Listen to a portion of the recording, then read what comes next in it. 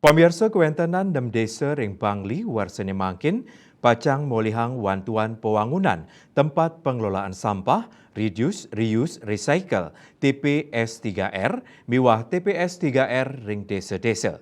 Melarapan pemargin ucap keabtiang sida ngirangin kewentenan lu ke TPA.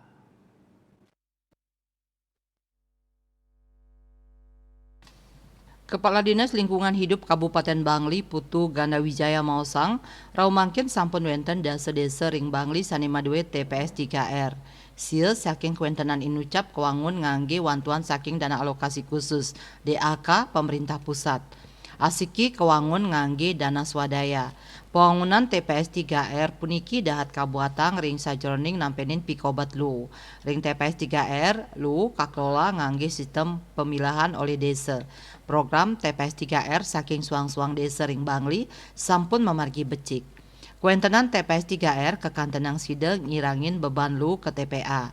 Mantan Kepala Bapeda Bangli inucap ngodarang, warsane mangkin Bangli karencanayang pacang muali molihang wantuan pembangunan TPS 3R saking pemerintah pusat. Wenten 6 unit.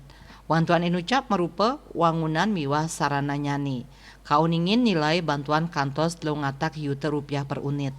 Antuk sida molihang wantuan TPS 3R, sila tunggil sane kedadosang prasarat inggih punika desa patut madue lahan antuk nguangun TPS 3R, taler desa patut sayaga ngemargiang program inucap.